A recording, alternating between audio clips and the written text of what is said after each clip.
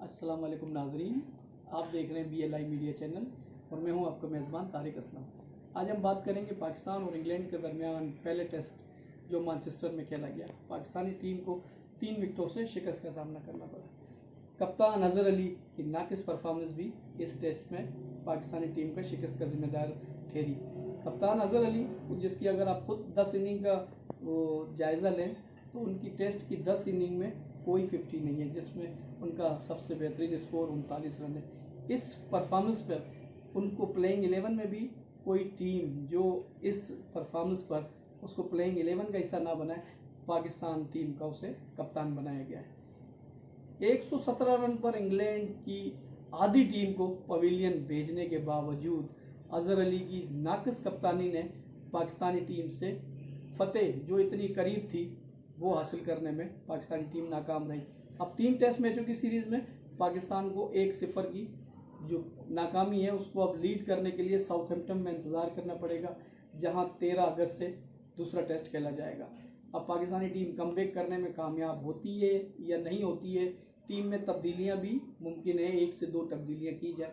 अगर बात करें पाकिस्तानी बेंच की, फवाद आलम, सरफराज, सुहेल खान, ये ऐसे 3 प्लेयर हैं जिनको आप टीम में शामिल किया जा सकता था, लेकिन टीम मैनेजमेंट जिसमें हेड कोच मिसबाह-उल-हक सबसे नुमाया हैं, कप्तान अजहर अली जिनकी मनपसंद और चहीते प्लेयर्स इस स्क्वाड में शामिल रहे।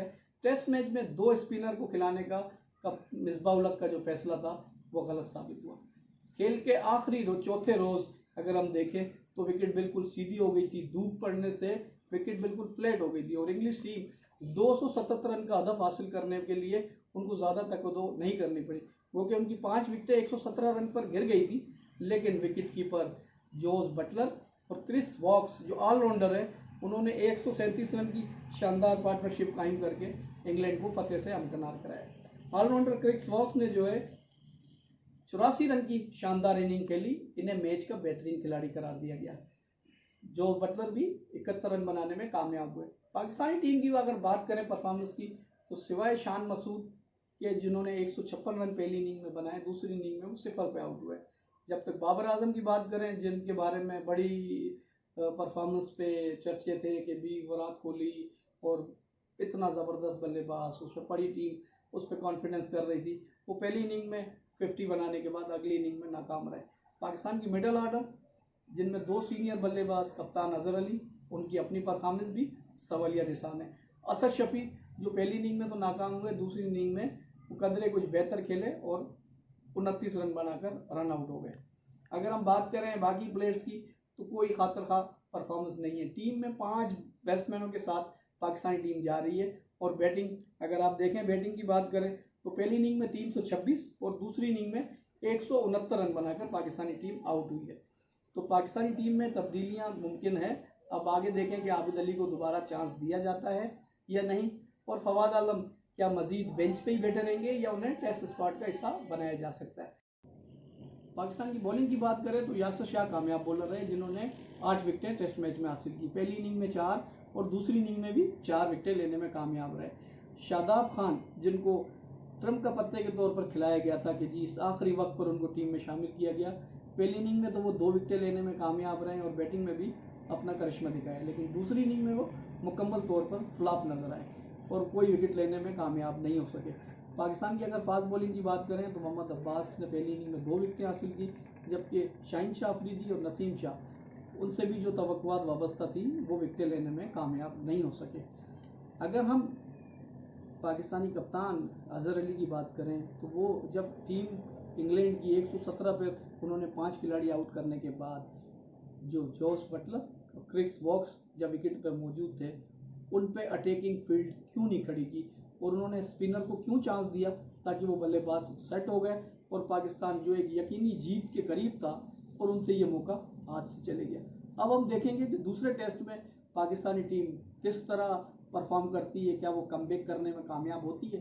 टीम में पोटेंशियल है, लेकिन ज़रूरत इस बात की है कि अटैकिंग हिकमत अमली इख्तियार की जाए। लेकिन अगर हेड कोच मिसबाह की बात करें, जिनकी कप्तानी में पाकिस्तान ने बड़ी फतवात हासिल की है, लेकिन उन पर एक लेबल लगा हुआ है कि वो डिफेंसिव कप्तान है, और अजहर अली जिनसे उनकी काफ़ी अच्छी दोस्ती भी है, और उसी दोस्ती पर वो कप्तान भी बने हैं, जिसके बारे में मुबैना तौर पर कहा जाता है कि जी उनसे काफ़ी इनकी वो है। और अजहर अली 1.5 साल के बाद टीम में बेहसियत कप्तान वापस आए। अब अजहर अली को अपनी परफॉर्मेंस को बेहतर करने और ये लेवल को उतारने के लिए साउथहैम्पटन में उम्दा परफॉर्मेंस दिखानी होगी। कप्तानी के साथ उनको अपनी बैटिंग में भी स्कोर करने पड़ेंगे। असद शफीक भी बुरी तरह के नाकाम जा रहे हैं, इनको भी बैटिंग में सीनियर बल्लेबाज का किरदार अदा करना पड़ेगा। और जहाँ तक सरफराज की बात है, मुमकिन है कि इनको अगले टेस्ट में भी चांस ना मिले, क्योंकि रिजवान अहमद को टीम में शामिल करने के लिए काफ़ी प्रेशर है और वो इस प्रेशर को कबूल कर रहे हैं। वो बैटिंग के साथ विकेट कीपिंग भी कर रहे हैं और वो बेहतरीन चॉइस है हेड कोच और कप्तान की, क्योंकि सरफराज गुड लिस्ट में नहीं है, इसी वजह से वो बेंच पे बैठे हुए हैं। अगर हम सुहेल खान की बात करें तो सुहेल खान उस विकेट पर आइडियल है जहाँ पे हिल स्टेशन की तरह जो साउथहैम्पटन की ग्राउंड है वो बिल्कुल एक सर्द मौसम जहाँ पे हो सकता है वो पाकिस्तान के लिए मुश्किलात करे, तो वहाँ पे पाकिस्तान को चाहिए कि वो 4 फास्ट बॉलर से मैदान में उतरे और अपनी बैटिंग लाइन को भी बढ़ाए ताकि सीरीज़ में वापस आ सके। अब हम आपसे इजाज़त चाहते हैं, इंशाल्लाह हम 13 अगस्त से कबल आपकी खिदमत में दोबारा हाजिर होंगे और उस वक्त हम बताएंगे कि दूसरे टेस्ट के लिए पाकिस्तान की मुमकिन 11 क्या हो रही है और वहाँ पे पाकिस्तान की टीम की मज़ीद तैयारियाँ किस हवाले से जारी हैं। तब तक के लिए अपने मेज़बान तारिक असलम को इजाज़त दें। अल्लाह हाफिज़।